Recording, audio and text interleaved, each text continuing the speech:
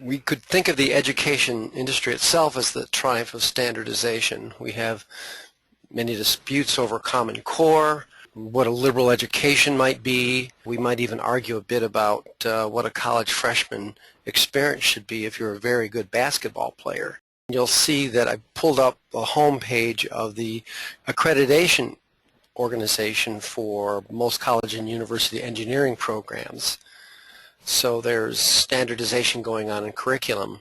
Of course, diplomas themselves are a standard certification program. Whether you're dealing with a congressman that gets a certification for doling out pork to his constituents, or whether you're dealing with a Harvard degree, we also have an International Facility Management Associate certification. The Europeans have their own Built Environment and Facilities Management certification. Of course, the trades have one. This week we noticed that I posted a new standard that was open for comment from the Project Management Institute. So they certify those who have been through their training programs, and we have of course, the financial industry has one. This is the one that you take when you'd like to be a broker dealer. And I bring up the topic of labor costs because last October, when the governor of Michigan came to the World Standards Week at ANSI, he talked specifically about the mismatch between what the economy needed, what the members of the Business Brown Table needed, and then what was actually coming out of colleges and universities and technical schools. So I wanted to focus a bit on labor costs, and that's what will be common theme that will be running through most of our talk today. You'll see here that obviously over time that the labor force, the requirements for labor has changed. This is a page from the Business Roundtable website where they lay out in fairly significant detail that this story is not good, that business in America needs a type of worker, and that worker is not available, and that's why they're going overseas for that. I'm not necessarily against going overseas, but in any case, he seemed to imply that the public sector, particularly the education industry, could work a little bit harder to change that mismatch.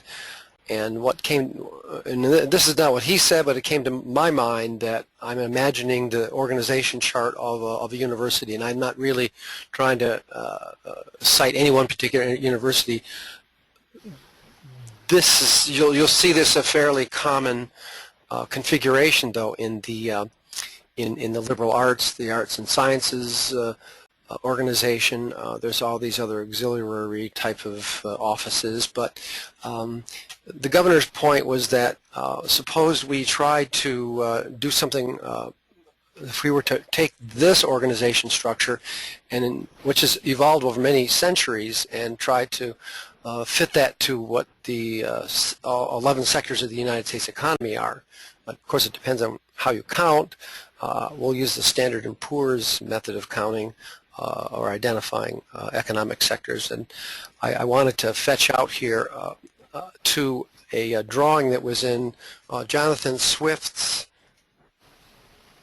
book Gulliver's Travel. I believe this is the third or fourth book where he recounts his adventures in a flying island, which was a parody of academia. Academia has been parodied ever since the time of the Greeks, and so of course the parody was taken to an extreme with Socrates' fate. But in any case, the difficulties that society has with scholars has been well documented, and it's nothing new. I didn't want to dwell on that, but I thought it was rather compelling about what might it look like if we were to deal with this mismatch in the labor market by refitting the organizations of most colleges and universities according to the economic sectors of the U.S. economy. So that's the basis for this new program that ANSI put together. I believe this might be a separate organization, but it is affiliated with ANSI, and ANSI has put it upon itself to try to close that gap. So I have on the call with me Andrew and Mike. I guess the first thing I want to do is welcome them here. Guys, you're able to hear me well enough? Yeah, I just want to make sure this is being recorded. Usually I get the icon on my screen that says it's being recorded, so I just want to double check. Yep, it is. It is being recorded according to this here. So Okay. I'm glad you brought that up. So I have with me my man in L.A., Mike Toner, and he's in charge of making me sound a little bit better every week, and he's done that. If you've noticed the difference between some of the earlier video blog recordings and what we have today, or what we had last week, for example, you'll find quite a bit of improvement. And of course, Andrew, my social media and web development expert. I'd hoped to have some of our ANSI colleagues on this call also, but because of the travel time it took to get to Corning, New York and back, people are just simply unable to get back to do something here. So my hope is that, and I know that it's quite likely that some of them will be able to call in and maybe do a video blog entry. So it's also customary for us to deal. Let's look at construction elsewhere. In fact, let's not do construction this year. I found a nice webcam at Ole Miss, and this is Union Plaza. I guess where is do you guys know what city Ole Miss is in? Not offhand. I bet you it's in Mississippi. So there's a so this is what it looks like there. I guess there's another camera we can access. Let's see. Oh, this is not quite. Oh, are we live here also? Maybe not. Maybe not. In any case, I thought this is what's going on in Union Plaza at Old Mississippi. It doesn't look like there's much construction going on there, but it does look like everybody's in good weather. So let's see. What else do? We like to go over the week's worth of work. I'm going to run through these in Prezi, and then I'm going to get out of Prezi and just do it interactively with the actual website. So again, this is our home site for Standardization. It's essentially set up as a blog. This is where we do most of the heavy lifting, the day-to-day, the hour-to-hour action, and informing and trying to collect comments and trying to get them out the door. Since last week, we've had so this was updated early on Monday or Tuesday. I think we uploaded this.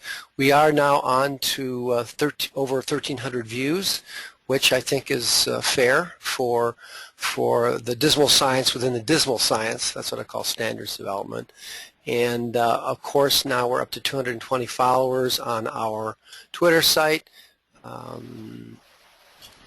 I essentially seeded this to try to get our identity and to work with the total cost of ownership hashtag to try to get some of their concepts to stick to our Twitter site a little bit better, so that we can compare what we're doing with others.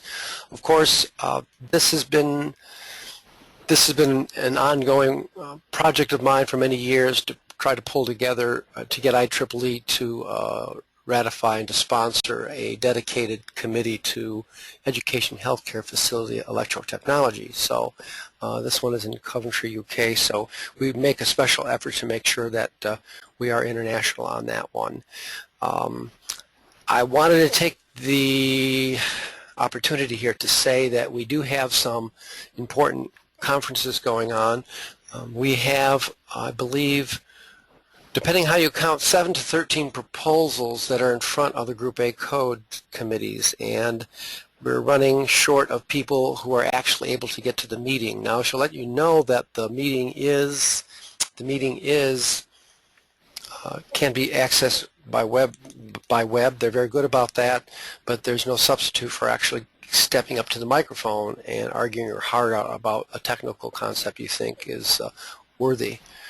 So that's at later this month, and of course we're having a little bit better luck getting people to the Chicago conference.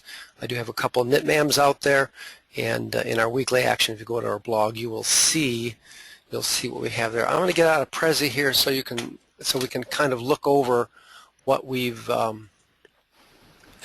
over on our website what it looks like as far as the conforming to our safer, simpler, lower cost, longer lasting canon. So what we have here is a number of NFPA standards that we're working on. We have, as I've said, we probably conservatively have sent out 100 concepts to NFPA over the years.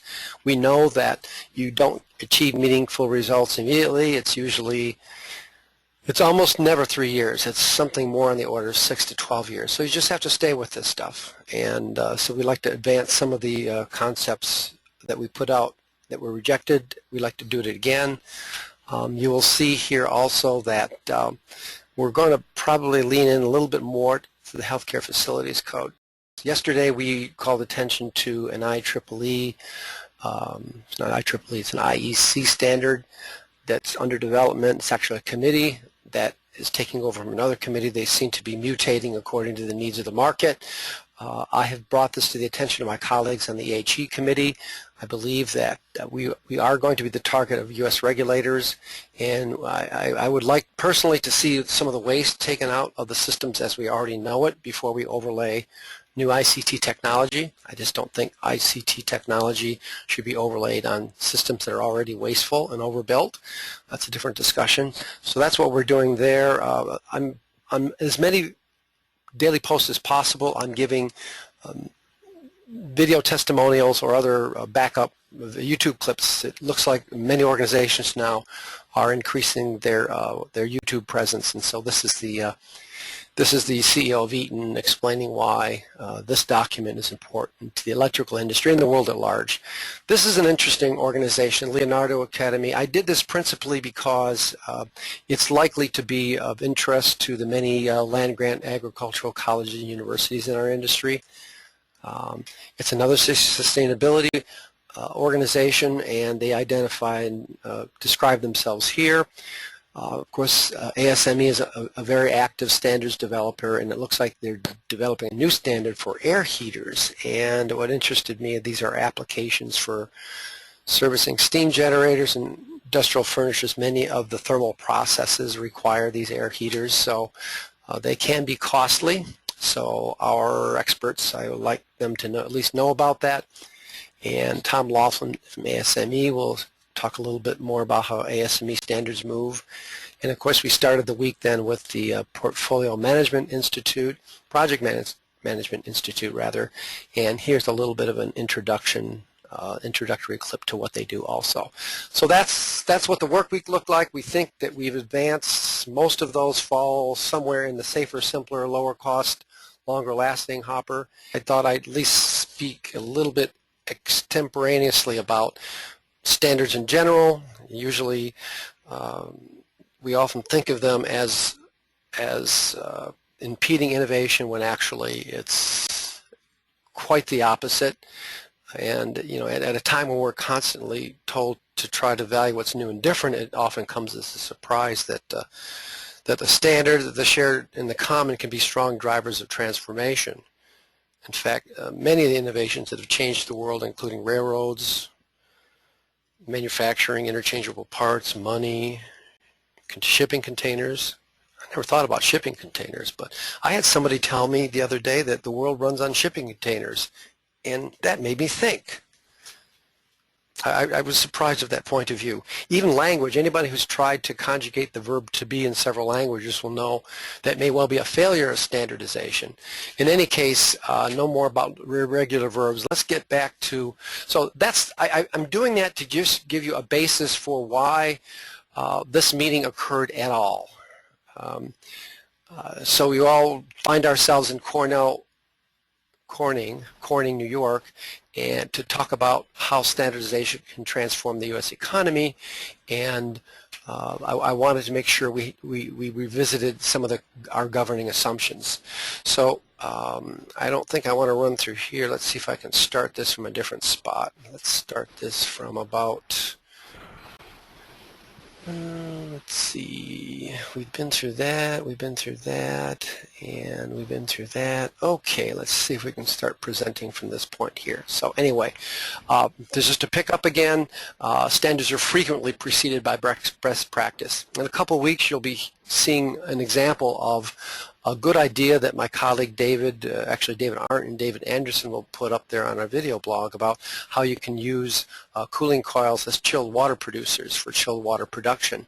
That's not a standard, but it is a best practice, and as we found out in some of their other ideas, that they get the attention of the ASHRAE committees, and it may well be that even if it may be thought of as a guidance, or it may show up as a guidance document. It may not show up as a standard, but it certainly is a method of approaching thermal cycles in a way that saves money. And of course, if that's the case, you want to spread that.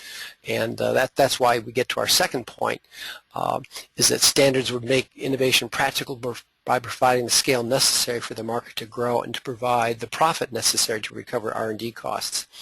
I will always say, is whenever I have the opportunity, because very often I have to argue against manufacturers' insurance and labor, that we need the innovation of the manufacturers to get anywhere. The public sector is not able to do that. So it's our job to get just enough innovation. They need to be rewarded enough, and I can't say that enough, that even though I may vote against them, I don't want to vote against them too much, because I do know they need to stay in business. It's very much how the United States has to deal with its defense contractors. You must have them. They must be economically healthy. You want the best talent working for them. But of course you have to negotiate where that might be, and that's what I call leading price discovery. Standards will remove destructive competition, so that the elements have a common characteristic. It'll provide a common platform for users, thereby releasing the creative energies of innovators on other characteristics of the product, process, or service. So this is just to keep minimize. We talk about creative destruction. I guess that's an old Schumpeterian or an Austrian, classical Austrian economist view, but you don't want too much of it. You want just enough of it, and that's what discovery is all about. Finally, standards speed up the time to market, interoperability. They can clarify goals, especially when you think about dealing with labor in large organizations. We'll talk a little bit very briefly about the ISO 9001 standards. But, and this is leading on to our cinematic moment this week, and I think it's appropriate that this cinematic moment would likely explain or enlighten why standards actually can expose vulnerabilities. We'll see that in a minute. So here we are. A great deal of our attention was spent on cybersecurity during the conference. What I think I want to do, though, is I want to get to the actual agenda, and I seem to have gotten it in the wrong order here. Here is actually our here is our agenda. Let's see if we go over here. Let's get into this and start presenting from this point. So this is actually, this is the fancy, twice a year the company members get together. It's basically a large number, I'll say more than half of the attendees were Fortune 500 companies and government and regulators and other experts. So here is, you're just looking at what the schedule. It went on for 2 days. I was only able to stay there for 1.5 because of the travel restriction. It took about 9 hours to get out there by car.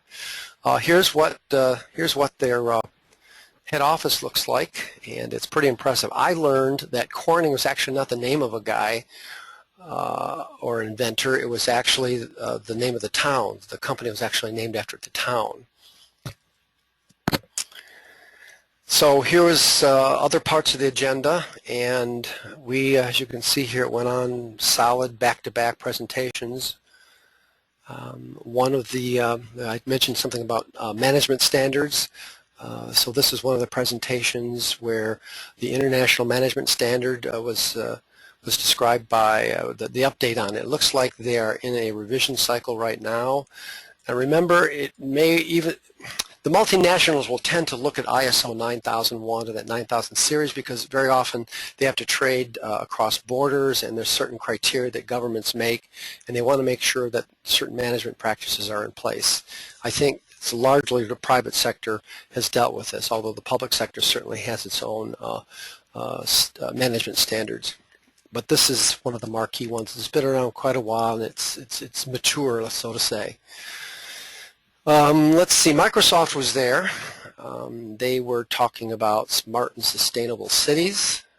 I reminded them that the education facilities industry builds $70 billion of new square footage every year. That's the same size as that's the same scale as their annual sales. So that often surprises people. The private sector is very sensitive to those numbers. Our industry is not. Here was another one. Who did this one? This was Scott Cooper. He was dealing with global supply chain. I'm not sure if this is anything more. Oh, this was the guy that said the world runs on the supply chain. He enlightened the discussion with a reminder that were it not for these shipping containers, we would be a very different world. So it's many disciplines could probably claim that, but I just thought it was interesting. I didn't expect something like that. I don't think anything came out of this other than that it was done at a very nice conference room in the one of the legislative buildings in Washington. Here, George Gula is one of the ANSI staffers there, and he was dealing with promoting their Standards Boost business campaign. At the end of many of our blogs now, you'll begin to see some of the CEOs in the private sector explain how they use standards to increase their market share and their organizational performance. So we got on to, so this got us to, I see what we did in the afternoon here. That's right. I actually had some conference calls I conducted while they went off to the factory. But my colleague Jack Janveja did this. He did go there. So we're going to talk a little bit about what Scott brought to the table. It was quite an interesting discussion. It's fascinating mind. He's reminding us, and this is what I thought was very interesting about his talk, was that the standards community likes to think they can solve many things, but in fact he made a strong case for the fact that standardization processes are exactly the opposite of what you need when you're trying to fight cybersecurity, cyber threats. So there's a fair amount done on that, and that was pretty much it. There was not a lot of time. There's a lot of discussion. I missed the discussions by the Department of Defense, NFPA, and NIST. My hope is that I will get those PowerPoints and we will be able to at least upload them, and you'll be able to at least access them. We'll be lucky if we can get some time of theirs where they can actually represent them personally. So they're usually about a half an hour, if I recall, anyway. So anyway, to recap, the success of standardization is all around us. Typically, we're not even conscious of it. It hasn't stopped manufacturers from innovating. There's some obvious reasons why we want it, and I think we've been through this already, so I just thought I'd recap that part of this discussion. So any questions, guys? No? Okay. No, man. Okay, good. So let's see here, and I think that's really the bulk of it right there. I'm hoping that, what do we have on time here? I think we're doing very well on time. If there are no other questions, then I think we can pretty much close it up for the week. I will say have a good weekend to everyone. Thanks very much for your time.